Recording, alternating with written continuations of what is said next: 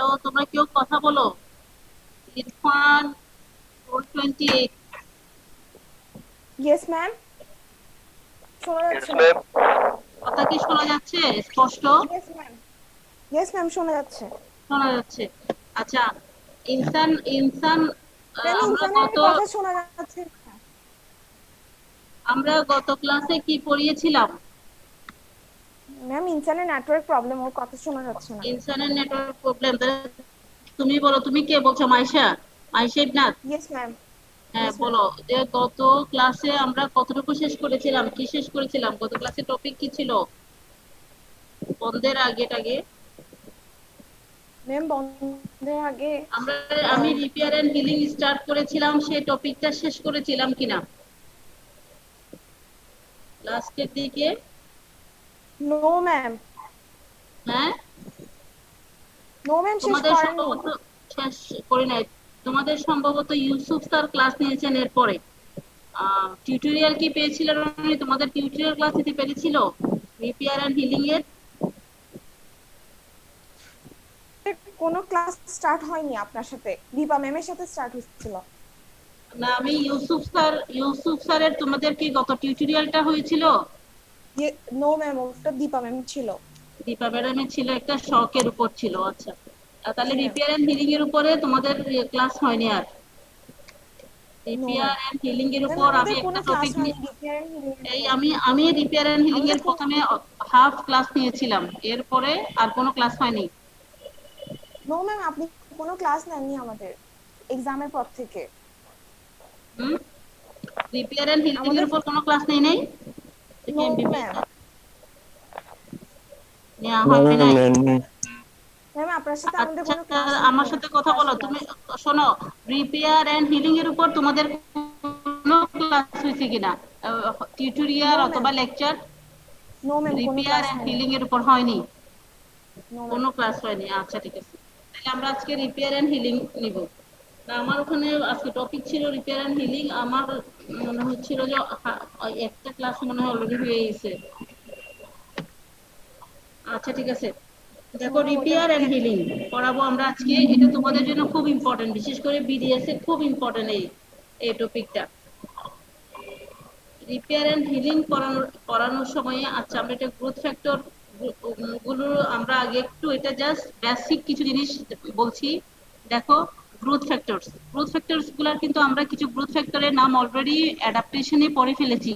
অ্যাডাপ্টেশনে আমরা এই growth factor গুলাই অ্যাক্টিভেশনের কারণে আমরা হাইপারট্রফি, হাইপারপ্লাসিয়া, যেমন কতগুলো হরমোন, কিছু প্রোটিন কাজ করে এবং আলটিমেটলি প্রোটিন প্রোডাকশন বাড়ে, এজন্য হাইপারট্রফি হয়, সেগুলো পড়েছিলাম। এই গ্রোথ ফ্যাক্টর গুলো কি, এক্সাম্পল গুলো একটু জানতে হবে গ্রোথ ফ্যাক্টরের।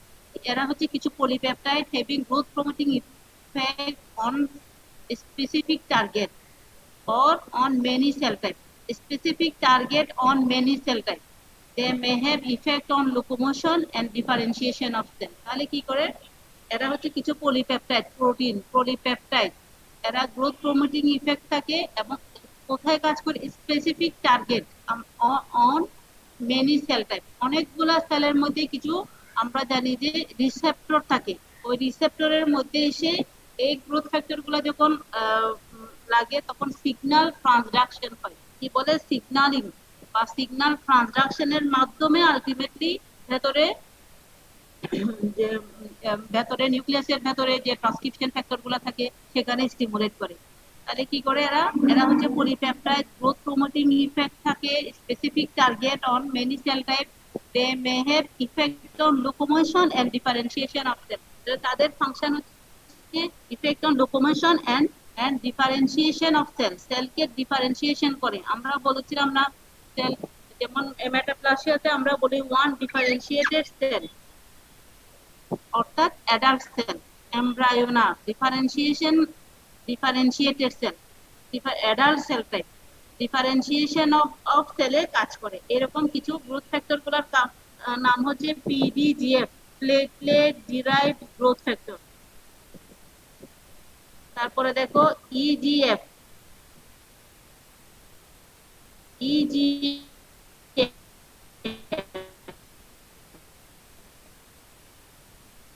টিজিএফ, টি হচ্ছে এই এগুলার এগুলো একটু যেমন এটা ইপিডার্মাল গ্রোথ ফ্যাক্টর, ইজিএফ হচ্ছে ইপিডার্মাল গ্রোথ ফ্যাক্টর, তারপরে হচ্ছে হিউম্যান কোরিয়নিক গোনাডোট্রপিন, এনজিওপ্রোটিন, এরকম এটা মনে হয় ভেজোডাইলেশন করে বিইজিএফ, ভেজোডাইলেটর, আমার ঠিক নামটা এখন মনে পড়ছে না, তবে তোমরা এগুলো দেখবা প্রতিটা যেখানে গ্রোথ ফ্যাক্টরটা আছে, যে টপিকে আছে সেই টপিকের নিচে আবার ফুটনোট দিয়ে প্রতিটা গ্রোথ ফ্যাক্টরের আলাদা করে নাম দেওয়া আছে। এই টপিকটা আছে হচ্ছে রবিনসের প্রথমের দিকে আছে, প্রথমের দিকে প্রথম চ্যাপ্টারটাতে কিন্তু দেওয়া আছে গ্রোথ ফ্যাক্টর গুলো।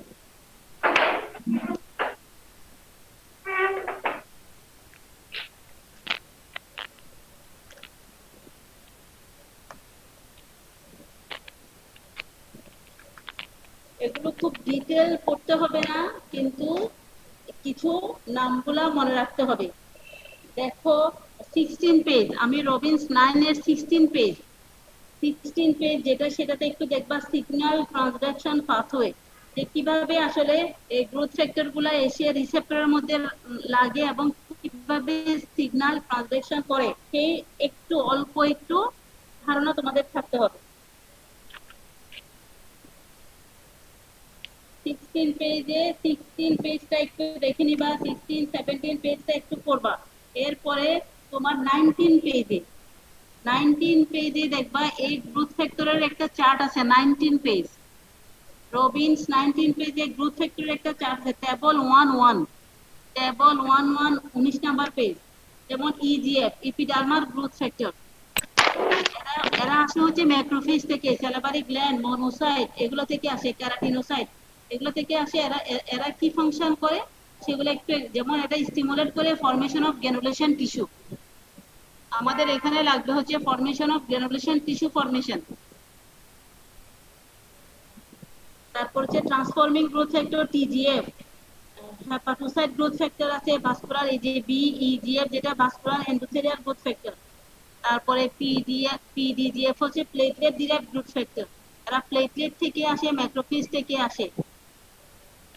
তারপরে হচ্ছে fibroblast growth factor, transforming growth factor, keratinocyte growth factor. তাহলে এই গ্রোথ ফ্যাক্টর গুলার একটা চার্ট, এটা প্রত্যেকের সোর্স কি এবং এদের ফাংশন কি জানতে হবে।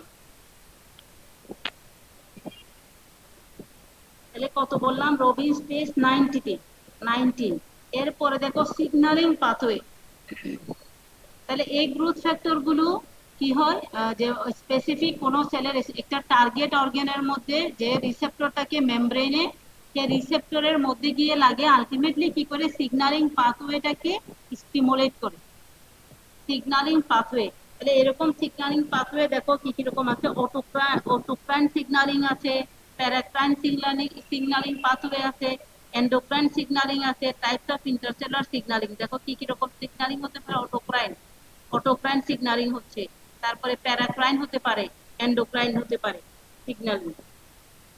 তাহলে আমাদের এত জানতে হবে শুধুমাত্র কতগুলো কিছু গ্রোথ ফ্যাক্টর আছে, সেই গ্রোথ ফ্যাক্টরের স্পেসিফিক কিছু ফাংশন আছে, এই গ্রোথ ফ্যাক্টর গুলা আলটিমেটলি গিয়ে রিসেপ্টরের সাথে বাইন্ড হয়ে এরা কি করে সিগন্যালিং পাথওয়েকে স্টিমুলেট করে। তাহলে দেখো যেমন এখানে লেকচার আসছে আমাদের এরা করি লেকচার আসলে পাশের নিতে বলা, আমি তো বলে দিলাম একবার অফিস থেকে দেখুন মনে হয় ওদিকে চলে লেকচারার আসলে ওনাদের ক্লাস থাকে, তো ক্লাস থাকলে পাশের রুমটাতে নেওয়ার জন্য, যে আমরা কানেকশন পাচ্ছি না সেটা বলে পাশের রুমে যেতে নেই।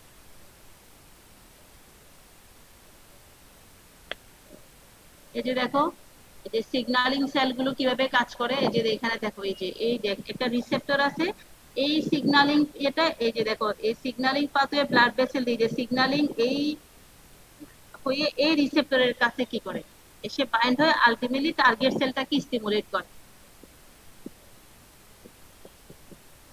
এখন আমরা আজকে পড়বো হচ্ছে wound. Wound, what is wound? Wound, it is a breach in the superficial tissue continuum. It is a breach মানে ভেঙে যাওয়া, কন্টিনিউমটা লস হওয়া, in the superficial tissue continuum, সুপারফিশিয়ালে আমাদের যে টিস্যু কন্টিনিউমটা আছে কন্টিনিউয়াস, এই যে যদি আমি স্কিনটা চিন্তা করি তাহলে স্কিন এটা কন্টিনিউয়াস, এর মধ্যে কোনোখানে যদি এটা ব্রিচ হয়ে যায় তখন তাকে বলা হবে উন্ড। এরকম উন্ডের types of wound, what are the types of wound? Types of উন্ডে অনেকভাবে উন্ডকে টাইপস করা যায়। এটা হতে পারে যে এটা অ্যাকর্ডিং টু কাটিং প্রসেসের উপর নির্ভর করে, অ্যাকর্ডিং টু লস অফ টিস্যুর উপর নির্ভর করে, according to infection present or not present সেটার উপর নির্ভর করে। যেমন আমি যদি কাটের উপর নির্ভর করে বলি, শার্প কাটিং উন্ড, শার্প একটা শার্প নাইফ দিয়ে কেটে দিলাম একটা কাট, সেটাকে বলা হয় শার্প কাটিং। আবার একটা হতে পারে অ্যাব্রু থ্যাব্রু করে কাটা, সেটা হচ্ছে ল্যাসারেটেড উন্ড। তাহলে আবার যদি আমি বলি এই যে শার্প কাটিংটার আরেকটা নাম হচ্ছে ইনসাইজড উন্ড, আর যেটা অ্যাব্রু থ্যাব্রু করে অনেকগুলো টিস্যু নষ্ট হয়ে যায় তাকে বলা হয় ল্যাসারেটেড উন্ড। আর প্যাথোলজিক্যালি যদি আমরা বলি যে কোন কোন টিস্যু নষ্ট হলো সেটার উপর নির্ভর করে সুপারফিশিয়াল উন্ড, ডিপ উন্ড। তাহলে আমরা একটা উন্ডকে অনেকভাবে ক্লাসিফাই করতে পারি। আমরা এখানে দুইটা ক্লাসিফিকেশন বলছি, একটা বলছি ইনসাইজড উন্ড আর একটা ল্যাসারেটেড উন্ড। ইনসাইড উন্ড হচ্ছে শার্প কাটিং উন্ড, এই যে এখানে শার্প একটা কাটিং হয়ে এভাবে ঢুকে গেল, যেটা ইনসাইড উন্ড। আর ল্যাসারেটেড উন্ড যেখানে শুধুমাত্র সুপারফিশিয়াল টিস্যুগুলো লস হবে এবং কোনো ইনফেকশন থাকবে না, সেগুলোকে বলা হয় ইনসাইজ টাইপের উন্ড। কি কি বৈশিষ্ট্য বললাম? Loss of superficial tissue, sharp cutting হয়, ইউজুয়ালি কি থাকে না, কোনো ইনফেকশন থাকে না, যেটাকে বলা হয় ইনসাইড উন্ড। আর ল্যাসারেটেড উন্ড হচ্ছে সুপারফিশিয়াল থেকে ডিপার টিস্যু যখন লস হয়ে যায় তখন সেটা সাধারণত ল্যাসারেটেড উন্ডে কি হয়, ডিপার টিস্যু লস হয় এবং এখানে ইনফেকশনের চান্স বেশি থাকে। দেখা যায় এখানে খুব তাড়াতাড়ি ইনফেকশন চলে আসে। দেখো একটি স্কিনকে দেখানো হলো, আমি এখানে দেখি, দেখো এখানে cross section of skin showing normal skin, একদম কন্টিনিউয়াস একটা লেয়ার, এটা কিন্তু হেয়ার ফলিকল। আমাদের যে হেয়ার ফলিকল আছে এটা hair follicle, continuous lining epithelium. বিতে সুপারফিশিয়াল উন্ড, এই যে এই এতটুকু আমরা জানি ইপিডার্মিস, আর নিচে এইটুকু হচ্ছে ডার্মিস।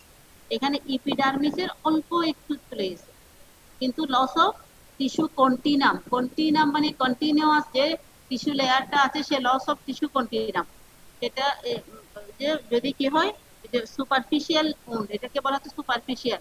তো সুপারফিশিয়ালে অল্প ইপিডার্মিসের অল্প একটু লেয়ার লস হয়ে গেল, সেটাকে বলা হচ্ছে সুপারফিশিয়াল উন্ড। আর দেখো এটা আরেকটু ডিপ হলে তাকে বলা হয় পার্শিয়াল থিকনেস উন্ড, আরো বেশি ঢুকে গেলে তাকে বলা হয় ফুল থিকনেস। এই দুটোটা হচ্ছে ডিপ, এটা সুপারফিশিয়াল, এই দুটোই হচ্ছে deep thick, deep deep wound. তোমরা মেইনলি দুটোই মনে রাখো, এই ডিপ উন্ডটাকে আবার ভাগ করা হয়েছে পার্শিয়াল থিকনেস, ফুল থিকনেস। পুরা চলে গেলে ফুল থিকনেস, পুরা এপিডার্মিস কিন্তু এখানে লব্ধ, এবং এবং ডার্মিসেরও কিছু অংশ সেটা হচ্ছে ডিপ ফুল থিকনেস, আর এটা হচ্ছে পার্শিয়াল থিকনেস। তোমার ফুল থিকনেস পার্শিয়াল থিকনেস জানার দরকার নাই, তুমি ওন শুধুমাত্র দুই ভাগে বলবা, একটা কি সুপারফিশিয়াল ওন আর একটা বলবা ডিপ ওন। এছাড়া যদি বলা হয় যে ইনসাইজড ওন, যেটা শার্প কাটিং দিয়ে কাটা হচ্ছে, আর লেসারেটেড ওন, যেমন রোড ট্রাফিক অ্যাক্সিডেন্ট, সেখানে কিন্তু কেউ আর সুন্দর করে মানে প্ল্যান ওয়াইজ কোনো কাটা না, সেটাকে বলা হয় ল্যাসারেটেড ওন। ল্যাসারেটেড ওন এখানে দেখা যাবে আলটিমেটলি ডিপ আর টিস্যু নষ্ট হয়ে যাবে। Hello Maisha, Maisha yes ma'am. কথা শোনা যাচ্ছে? ইয়েস ম্যাম, শোনা যাচ্ছে। স্ক্রিন দেখতে পাচ্ছো? জি ম্যাম, দেখতে পাচ্ছি। আচ্ছা, সবার জন্য একটা নোট। আমি মাঝখান থেকে আমি রোল নং বলবো, আমি এইভাবেই কিন্তু পার্সেন্টেজ দেব, যাকে আমি পাবো না তাকে আমি পার্সেন্টেজ দেব না। আমার কথা নিশ্চয়ই সবাই শুনতে পাচ্ছ তোমরা? আমি যখনই যার নাম বলবো সে রেসপন্স করবে এবং পার্সেন্টেজ দেবে, আমি সিরিয়ালি বলবো না, যাতে সবাই এখানে প্রেজেন্ট থাকো। আমি এখন পার্টিসিপেন্ট পাচ্ছি 34, পার্টিসিপেন্ট পাচ্ছি 34। রোল 20, রোল 20 স্ক্রিন অন করে কথা বলো, ভিডিও অন করো, তারপরে কথা বলো। রোল 20 পার্সেন্টেজ হচ্ছে কিন্তু, আমি যখনই যা রোল বলবো তাকে না পাওয়া গেলে তার পার্সেন্টেজ কিন্তু দিব না। পরে আমার কানেকশন ছিল না এগুলো বললে হবে না, না থাকলে নাই। রোল 20 অ্যাবসেন্ট, অ্যাবসেন্ট হয়ে গেছে কিন্তু। Roll 24, roll 24, yes ma'am. Yes ma'am, Mahmudul Hasan. হ্যাঁ, তুমি ভিডিও जी অন मैम। করে রাখো। হ্যাঁ, আনমিউট হও, ভিডিও অন করো। আমরা কি পড়াচ্ছিলাম? টপিকের নাম কি? ओंडर क्लासिफिकेशन मैम। হ্যাঁ, ভেরি গুড। ওন বলছিলাম। ওন ওনডে কি কি জানলে? ওনদের ক্লাসিফিকেশনে তুমি ইন শর্ট কি জানলে? मैम ओंड হচ্ছে দুই কাকে রকম, বলা হয়? একটা কাকে বলা সুপারফিশিয়াল হবে? Owned.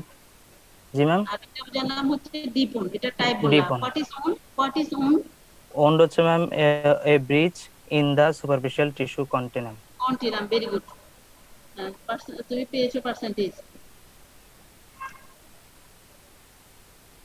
Role 22, role 22। Prison, ma'am. আবার এমন না যে তোমরা এরপর আর থাকবে না, এরপরও কিন্তু আমি মাঝে মাঝে যাকে আমি চাই যখন চাই তাকে কিন্তু থাকতে হবে, না থাকলে কিন্তু সে অ্যাবসেন্ট হয়ে যাবে। তোমাদের আইমিট এর ক্লাসটা কখন থেকে হবে এটা কিছু বলা হয়েছে তোমাদের? মাহমুদুল হাসান? নো ম্যাম, বলা হয়নি। না ম্যাম কিছু বলেনি। তাহলে আমাদের এই সমস্যাগুলো চলে যাবে। আচ্ছা ঠিক আছে, আই আমরা ওন ওন বলছিলাম, ওন কাকে বলে, ওনের টাইপ জানলাম। এখন দেখো, এই ওনটা আলটিমেটলি কি হতে হবে? ভালো হতে হবে, তাই না? তাহলে এই প্রসেসটাকে বলা হয় হিলিং। ওনটা যে ভালো হয়ে যায় সেটা হিলিং।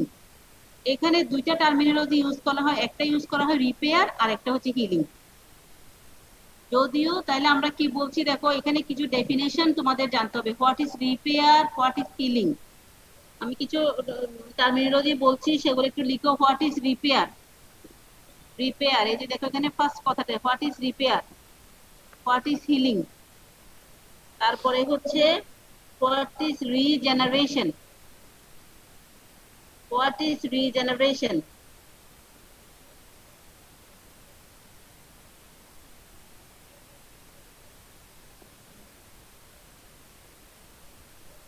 আর আমার কথা শোনা না গেলে তাহলে সাথে সাথে বলবা। What is okay ma'am. Regeneration, তারপরে what is organisation, what is organisation, regeneration, what is organisation, what is fibrosis. তাহলে আমরা কয়েকটা জিনিস বললাম, দেখো definition. What is organisation, what is fibrosis, what is regeneration, what is repair, what is healing. এই topic এইগুলো নিয়ে একটু ভালো ধারণা থাকতে হবে। প্রত্যেকটা জিনিসই, এই যে আমরা ওন বললাম, সে ওনটা হিল করার জন্য প্রয়োজন। প্রত্যেকটা ডেফিনিশনই সেখানেরই অংশ। আমরা একটু বুঝতে চেষ্টা করব। তাহলে প্রথমে আসি, দেখো টার্মিনোলজিটাকে বলা হয় হিলিং। রিপেয়ার এবং হিলিং বর্তমানে মানে নাও এ ডেজ এটা ইউজ হয় আসলে আসলে ইন্টারচেঞ্জেবলি, মানে চেঞ্জ করে। রিপেয়ার বললেও যা বোঝাবে, হিলিং বললেও তা বোঝাবে। কিন্তু এই যে দেখো, by convention repair is used for parenchymal and connective tissue and healing for surface epithelium। এখানে একটা কথা লিখে দিয়েছি দেখো, বাই কনভেনশন। কিন্তু আগে আসলে বোঝানো হতো রিপেয়ার মানে হচ্ছে যদি প্যারেনকাইমা এবং কানেকটিভ টিস্যু যদি আমি হিলিং হয় তখন তাকে বলা হবে রিপেয়ার। আর মানে এটা যদি মানে রিপেয়ারটা হবে মোট কথা প্যারেনকাইম এবং কানেকটিভ টিস্যুর জন্য। আর যদি শুধু সারফেস এপিথেলিয়ামে হয় তখন তাকে বলা হবে হিলিং। এটা আগে ধারণা করা হতো। তাহলে আমি আরেকবার যাচ্ছি। মেন কথা, হিলিং যা বোঝাচ্ছে রিপেয়ারও তা বোঝায়। বর্তমানে আসলে হিলিং বলতেও যা বোঝায় রিপেয়ারও। তোমাকে রিপেয়ার অথবা হিলিং যাই বোঝাবে, তাই তোমাকে একটা কথা বললেই চলবে। যেমন repair, sometimes called healing, refers to the restoration of the tissue architecture and function after an injury। কোন একটা ইনজুরি হওয়ার পরে তাহলে আমার যদি টিস্যু আর্কিটেকচার এবং ফাংশন রেস্টোরেশন করি তখন তাকে বুঝবো আমরা, সেটা মানেই বুঝবো হচ্ছে রিপেয়ার অথবা হিলিং। তাহলে রিপেয়ার আর হিলিং। কিন্তু বাই কনভেনশন আসলে ব্যাপারটা বোঝায়, মানে পুরো যেটা ধারণা সেটা হচ্ছে কিরকম, যে রিপেয়ার মানেই বুঝবো হচ্ছে যেখানে প্যারেনকাইমা এবং কানেকটিভ টিস্যুতে কি হচ্ছে, এই এই যে রেস্টোরেশন হচ্ছে, সেটা হচ্ছে রেস্টোরেশন মানে আগের মতো অবস্থায় চলে যাওয়া প্যারেনকাইমা এবং কানেকটিভ টিস্যুতে। আর শুধুমাত্র যদি সারফেস এপিথেলিয়ামে হয় তখন তাকে হিলিং বলা হয়। আমরা একটু যদি আবার চিন্তা করি, একটা টিস্যুকে যদি আমি বেসিক হিস্টোলজি চিন্তা করি, তাহলে সেখানে কি থাকে? সেখানে প্রথমে থাকে হচ্ছে একটা সারফেস ইপিথেলিয়াম থাকে। সারফেস ইপিথেলিয়াম, আমরা জানি মিউকোজা, সাবমিউকোজা, এভাবে গাট ওয়ালকে যদি কাটি তাহলে এরকম কয়েকটা লেয়ার পাওয়া যায়। আর যদি আমি স্কিনকে কাটি তাহলে এখানে ইপিডার্মিস, ডার্মিস, এক একটা জায়গায় এক এক রকম। বেসিক্যালি তার কিন্তু একটা কি রকম স্ট্রাকচার থাকে? এটার বেসিক্যালি যদি বলি, একটাকে বলা হয় স্ট্রোমা, কানেকটিভ টিস্যু স্ট্রাকচার, যেখানে যেখানে blood vessel, nerve, blood vessel, adipose tissue, এগুলো সবগুলো আছে, সেটাকে বলা হয় সাপোর্টিং এলিমেন্ট, সেটাকে বলা হয় কানেকটিভ টিস্যু। আর যে সেলগুলো থাকে সেটাকে বলা হয় প্যারেনকাইমা। তাহলে বেসিক বেসিক স্ট্রাকচার হলে প্যারেনকাইমা এবং কানেকটিভ টিস্যু। আর তাহলে রিপেয়ার মানে হচ্ছে প্যারেনকাইমা এবং কানেকটিভ টিস্যুতেই তোমার কি হতে হবে? আর্কিটেকচারাল রেস্টোরেশন এবং ফাংশনটাকে রেস্টোরেশন করলে তখন সেটা রিপেয়ার। তাহলে রিপেয়ার মানে একদম ফুল প্রসেসটা, যেখানে আমি প্যারেনকাইমাকেও ঠিক করে ফেলছি এবং কানেকটিভ টিস্যু স্ট্রোমাটাকেও ঠিক হয়ে যাচ্ছে। কিন্তু হিলিং মানে শুধুমাত্র ইপিথেলিয়ামটা, সারফেস ইপিথেলিয়ামটা, সারফেস ইপিথেলিয়াম প্যারেনকাইমারই অংশ, সারফেস ইপিথেলিয়ামটা শুধুমাত্র ঠিক হচ্ছে। তার মানে আলটিমেটলি কানেকটিভ টিস্যুতে কোনো চেঞ্জ হচ্ছে না। Repair or healing is the replacement of destroyed cell or tissue কিভাবে? by proliferation of viable cell। তাহলে দেখো আমি কিন্তু দুটার ডেফিনেশন দুইভাবে করে বলেছি। একটা বলেছিলাম যে refers to the restoration of the tissue architecture এবং function after an injury, এটা বললেও হবে।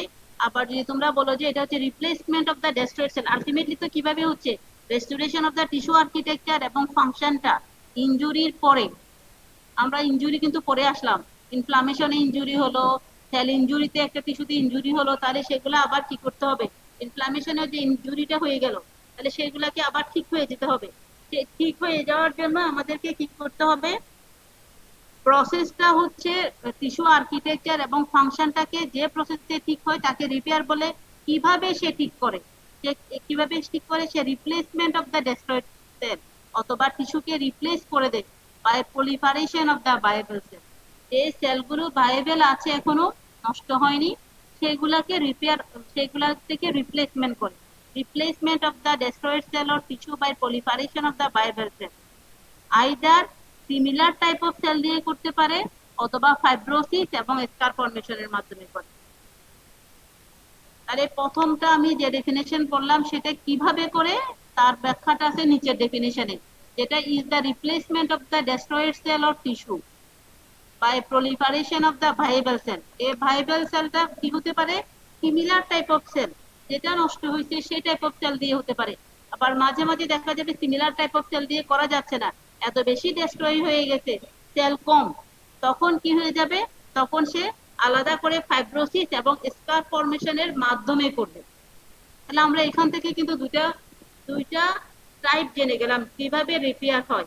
একটা হতে পারে সিমিলার সেলের রিপ্লেসমেন্টের মাধ্যমে হতে পারে, আরেকটা হতে পারে সিমিলার সেল নাই, তখন কি হতে পারে? ফাইব্রোসিস এবং স্কার ফর্মেশনের মাধ্যমে।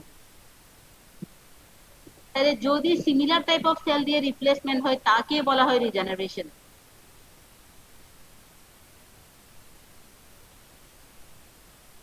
দেখো repair occurs by two type of reaction, ওই আগের কথাটাই আবার এখানে একটু ডেসক্রিপটিভলি বলা হচ্ছে।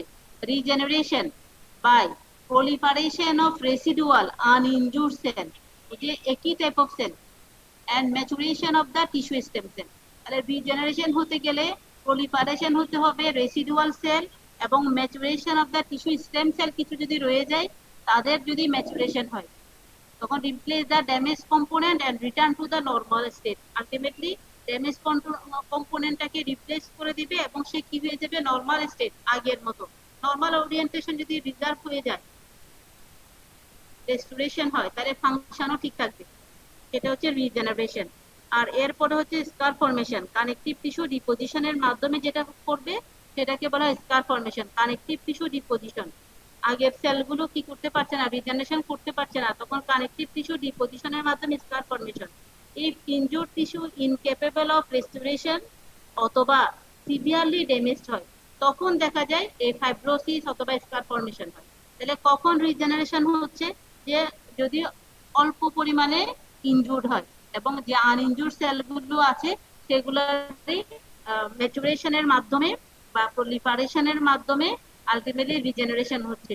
আর যদি ইফ ইনজুর টিস্যু ইনক্যাপেবল, সম্ভব না হয় অথবা সিভিয়ারলি ড্যামেজ হয়, তাহলে ফাইব্রোসিস, ফাইব্রোসিস মানে ফাইব্রোব্লাস্ট ডিপোজিশন করবে, আলটিমেটলি কানেকটিভ টিস্যু ডিপোজিশন বলা হয়, আর স্কার ফরমেশনের মাধ্যমে।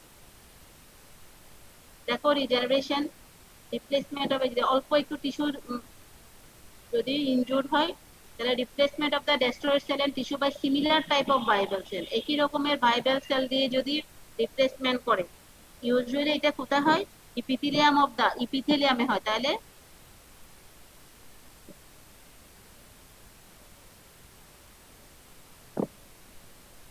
ইউজুয়ালি কোথায় হয় regeneration, rapidly dividing epithelium of skin and intestine. আমাদের দেহে 3 টাইপ অফ সেল আছে। কয় টাইপের সেল দেখো, একটু দেখাচ্ছি আমি। 3 টাইপের সেল আছে। কিছু সেল আছে লেবাইল সেল, কিছু সেল আছে স্টেবল সেল, কিছু permanent sell.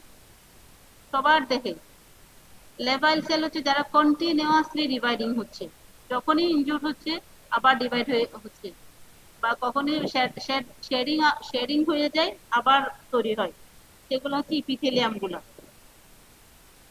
GIT ইপিথেলিয়াম।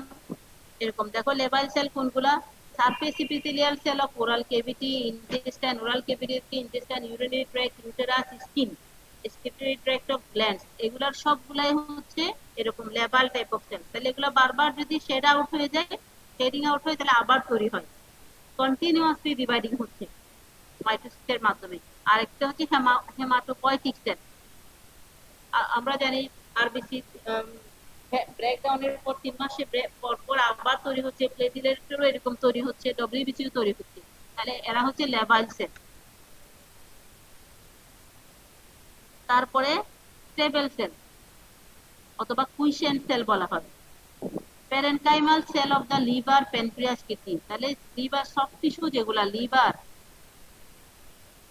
Pancreas, kidney, যে টিস্যুগুলো, যে অর্গান গুলো আছে, অর্গানের এইসব বড় বড় অর্গান গুলার যে parenchymal cell of liver, pancreas, kidney, এগুলো হচ্ছে স্টেবল সেল।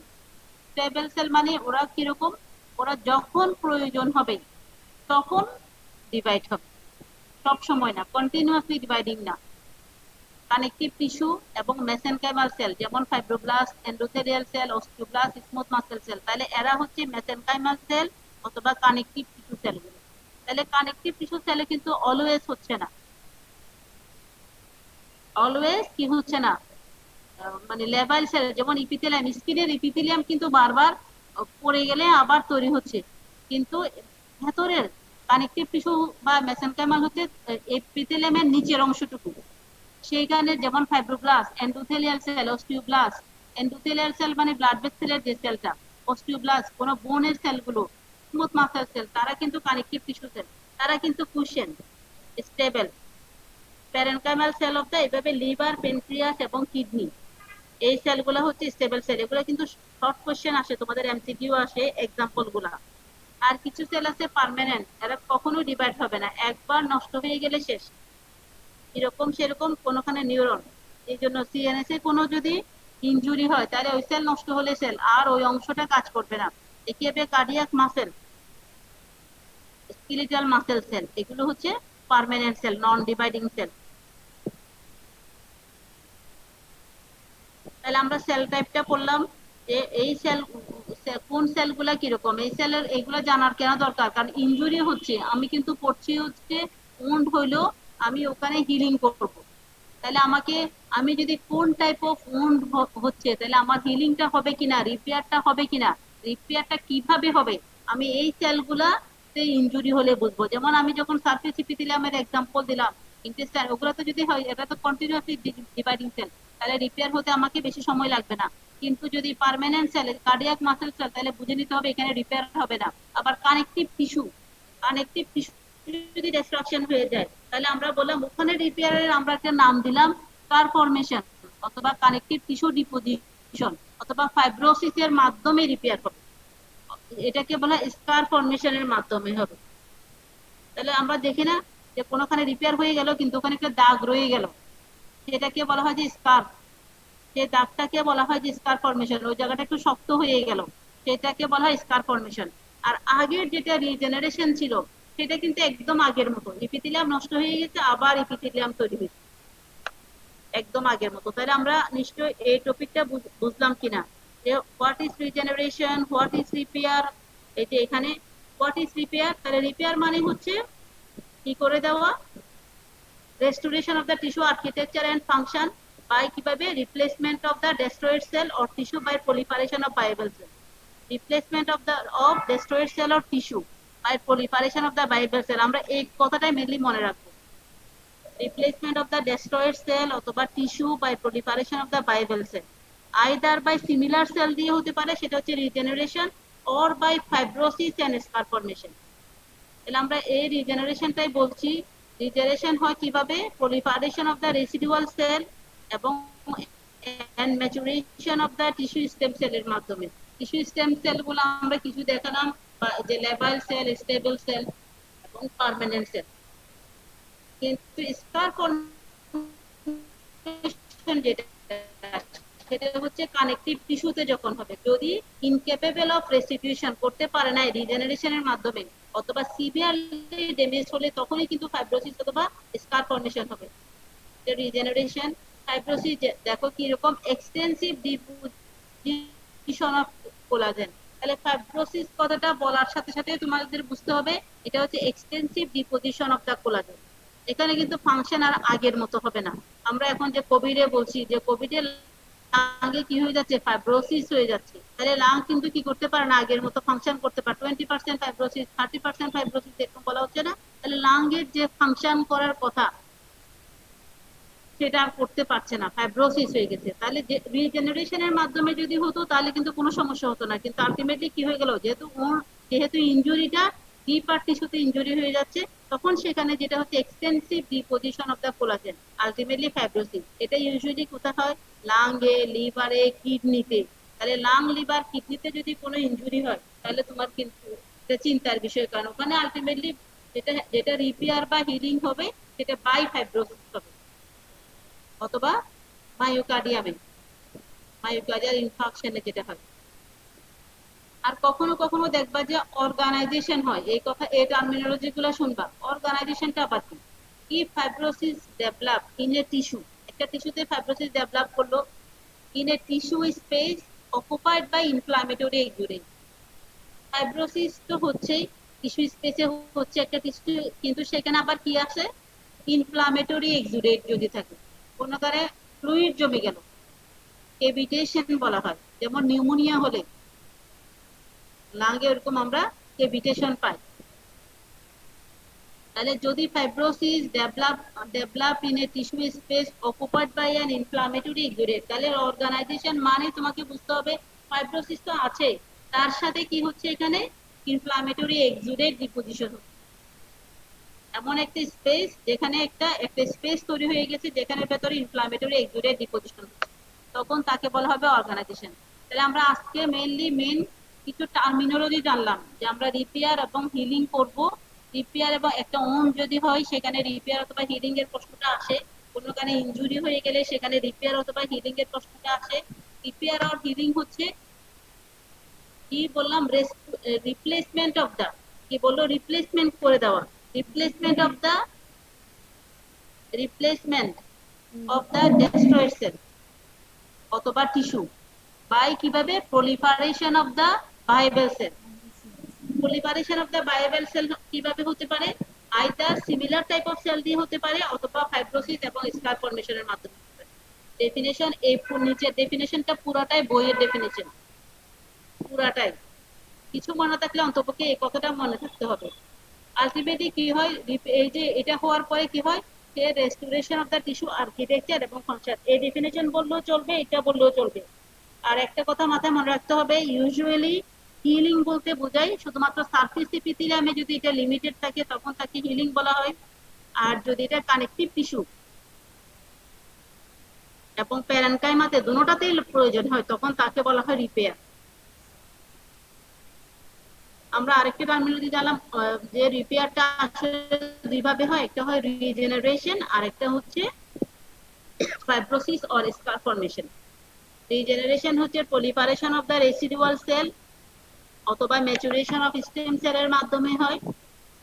এবং এটা যদি রিজেনারেশন হয় তাহলে এটা একদম replace the damage component, return to normal state, একদম নর্মাল স্টেটে চলে যাবে।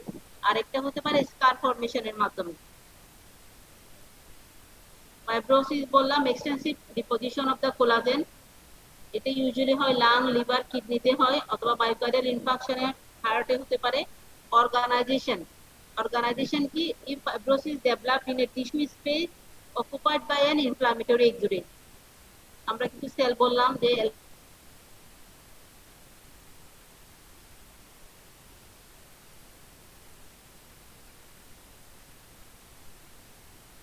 ডিভাইডিং সেলে যদি ইনজুরি হয় তাহলে এটা কিন্তু আলটিমেটলি কোথায় চলে যাবে? রিজেনারেশনে চলে যাবে। আর যদি স্টেবল সেলে হয় তাহলে কিন্তু এটাতে যদি আমাকে রিপেয়ার করতে হয় তাহলে আমাকে হিলিং এর কি করবে? স্কার টিস্যু ডিপোজিশন, স্কার ফরমেশনের মাধ্যমে, ফাইব্রোসিস কোলাজেন টিস্যু ডিপোজিশনের মাধ্যমে স্কার ফরমেশন হবে। স্কার, এই স্কার মানে দুইভাবে রিপেয়ার হতে পারে, একটা হয় রিজেনারেশন, আরেকটা হচ্ছে স্কার ফরমেশন। রিজেনারেশন মানে ইপিথেলিয়ামটা কন্টিনিউয়াসলি রিভাইডিং হয়ে হচ্ছে এবং আলটিমেটলি এটা সেলটা একদম আগের স্টেটে চলে যাচ্ছে। আর পার্মানেন্ট বা নন ডিভাইডিং সেলগুলোতে যদি হয় তাহলে এটা আর রিপেয়ার করা সম্ভব না। আমরা কিছু এক্সাম্পল জানলাম, এই এক্সাম্পল কিন্তু মুখস্থ রাখতে হবে। স্টেবল সেল কারা, পার্মানেন্ট সেল কারা। এছাড়া দেখো যে প্লুরিপটেন্ট স্টেম সেল মানে কি? যে embryonic stem cell, ultimately differentiation adult stem cell, ultimately এটা ডিফারেন্সিয়েটেড সেল হয়। রিপেয়ার করলাম, replacement of the destroyed cell and by content, এই কথাগুলাই বারবার একই জিনিস। আসলে এভাবে হয়। কম্পোনেন্ট অফ রিপেয়ারে কি হয় দেখো, অ্যাকুইজিশন অফ উন্ড স্ট্রেংথ, এটা উন্ড হয় সেখানে অ্যাকুইজিশন কাছে নিয়ে আসে, আলটিমেটলি উন্ড কন্ট্রাকশন হয়, স্কার ফরমেশন হয়, এরোগেশন টিস্যু ফরমেশন হয়। এখানে কয়েকটি স্টেপের নাম দেওয়া আছে, এগুলো আমরা পরবর্তীতে পড়ব। তোমাদের জন্য দুইটা কাজ, একটু ইয়ে করো,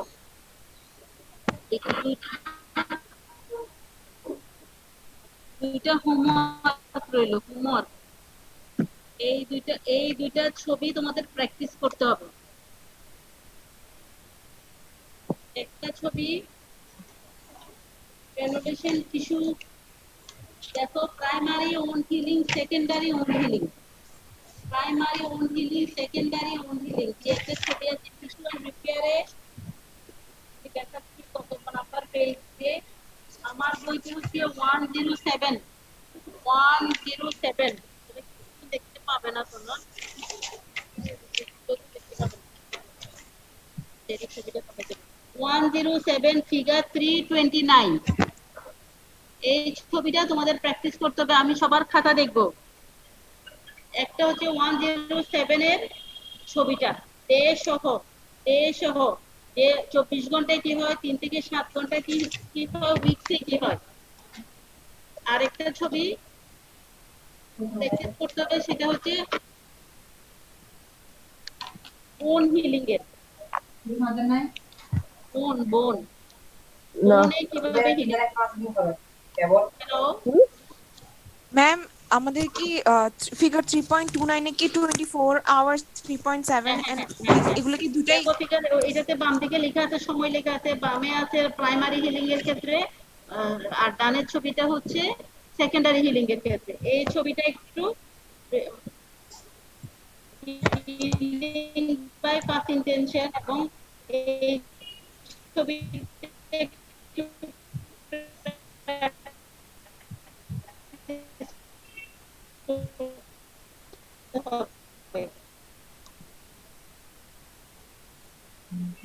ফিগার 104 নম্বরের ফিগার, যে হিলিং আছে, বোনের হিলিং এর একটা ছবি আছে, তোমরা বিভিন্ন নেটে পেতে পারো। আমি ছবিটা একটু দেখিয়ে দিই। এই যে এরকম একটা ফিগার, এটা পুরনো, এটা তো 9th এডিশন, 8th এডিশনে সম্ভবত এই ফিগারটা আছে। এই একটা ফিগার, এটার নিচে এই যে দেখো কিছু কথা আছে, এই কথাগুলো মুখস্থ করতে হবে। এবং এটা যে এই আলটিমেট, এটা হেমাটোমা, এটা কেলাস, এটা বোন কেলাস, কারণ তোমাদের বিডিএস এর ইউজুয়ালি এটাই জিজ্ঞেস করা হয়, বোনগুলা কিভাবে হিল করে, দাগ ফেলানোর পরে এখানে সেখানে কিভাবে হিল হয়। আমুটা তো তাহলে আমরা কেন কেন একটা হোমওয়ার্ক নিলাম, একটা হচ্ছে স্কিনের কিউটেনিয়াস ওন্ড হিলিং,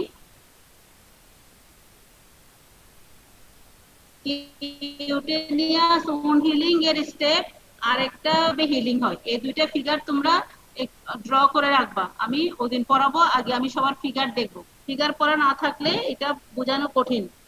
আর একটা ফিগার দিলাম এনজিওজেনেসিসের 104 নাম্বার পেজে। এই তিনটা ছবিটা শুধুমাত্র আঁকবে খাতায় এবং নিচে ফুটনোটে কথাগুলো লিখবা, ফুটনোটের কথাগুলো লিখবে নেক্সট ক্লাসে। ঠিক আছে, আজকের ক্লাস এখানে শেষ। এখন আমাকে একটু পার্সেন্টেজ দিতে হবে। আমি 34 সম্ভবত পেয়েছি পার্টিসিপেন্ট, 35। ম্যাম রোল 20 আজ ফার প্রেজেন্ট ছিল, কিন্তু ম্যাম ও রেসপন্স করতে পারতেছে না। কেন পারছেন না? ম্যাম অনেকের আজকে নেটওয়ার্ক ডিস্টার্বের কারণে ভয়েসটা আসতেছে না। নেটওয়ার্ক ডিস্টার্ব হলে তাহলে তো আমাদের ক্লাসও শুনে নাই, তাহলে ও absentee. Roll 2 present, 2 Present, 3 ma'am. 4 5 6 7। Present. Row 7 present. Present, ma'am. Ma'am, row 6 present. Ma'am, row 7 present. Ma'am, roll 5 present. তারপর Ma'am 4. Ma'am, roll 2 present. Ma'am, roll 5 present.